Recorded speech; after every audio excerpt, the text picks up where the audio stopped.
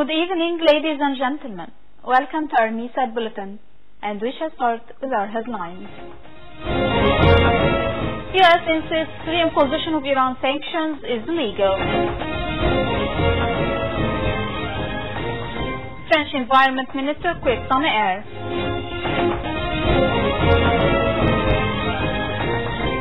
And moving on to our details, starting with Tehran.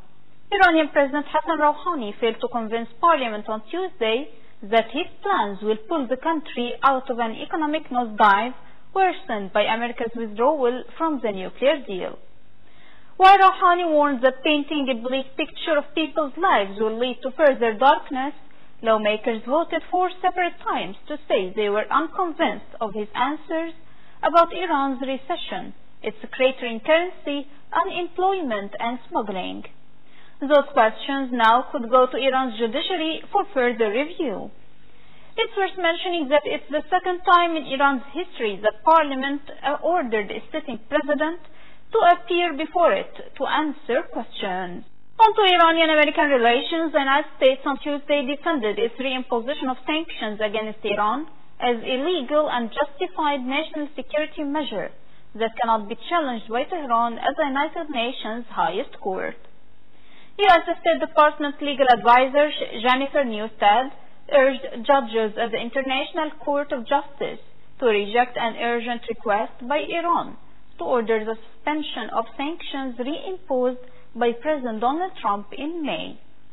Newstead said, "We do this in the interests of U.S. national security as well as in pursuit of a more peaceful Middle East and a more peaceful world."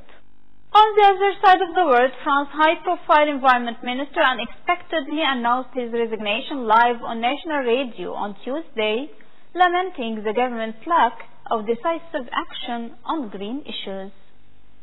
Nicolas Hulot lamented France's slow pace of progress on green issues and his own lack of power to force change.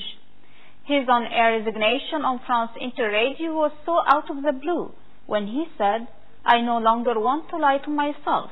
I don't want to create the illusion that my presence in government means that we are up to standard on these issues, and so I am deciding to quit the government." In Berlin, Germany's top security official ordered to send federal assistance to the eastern state of Saxony on Tuesday following violence during a far-right protest in the city of Chemnitz that left at least 6 people injured. The protest late Monday, sparked by the killing of a 35-year-old German man in the altercation with migrants over the weekend, erupted into clashes between neo-Nazis and left-wing counter-protesters. Opposition parties criticized police for failing to prevent the violence. From another perspective, Interior Minister Horst Seehofer said the police in Saxony are in a difficult situation. Should it be requested, the federal government will provide police support. Meanwhile, the Kremlin's spokesman says China's participation in major military exercises in Russia next month demonstrates growing connections between Moscow and Beijing. President Vladimir Putin's spokesman Dmitry Peskov said on Tuesday that it indicates the broadening of interaction between these two allies in all spheres.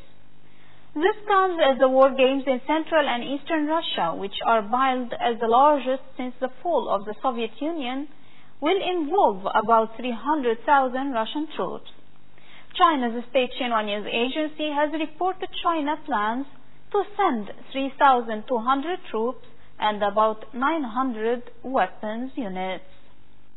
On another side, Japan needs to bolster its missile defenses and its alliance with the United States. Its government stressed on Tuesday in an annual defense review that judged North Korea to still be a serious threat that has not taken concrete steps to denuclearize. The defense paper approved on Tuesday by the cabinet said Japan must add to its missile defense capabilities to be fully prepared while watching if North Korea keeps its promise.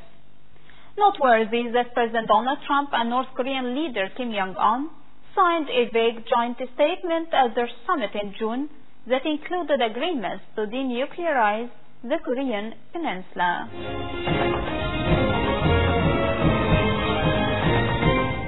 And going to our economic news, Britain will use its international aid budget to boost its own interests while also seeking to deepen trade ties with Africa.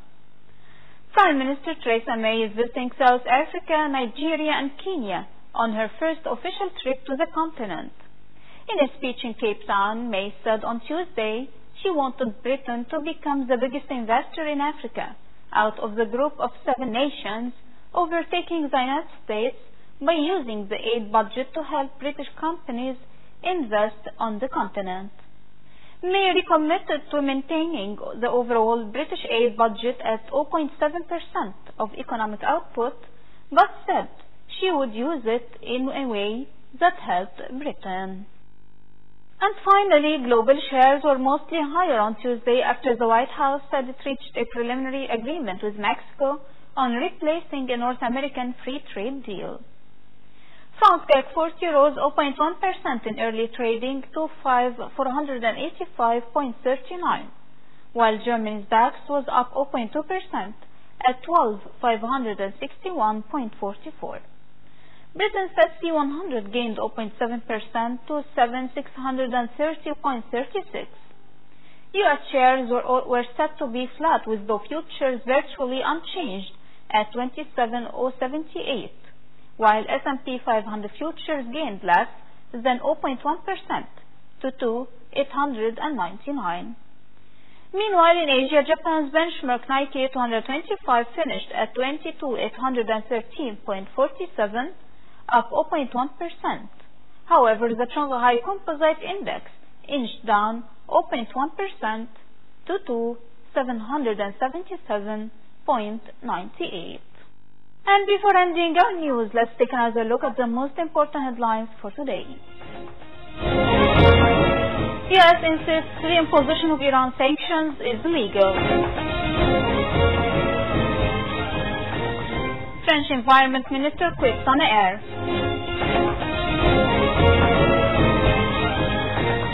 And we reach the end of our Misa bulletin for today. Thank you for watching and see you tomorrow in a new bulletin.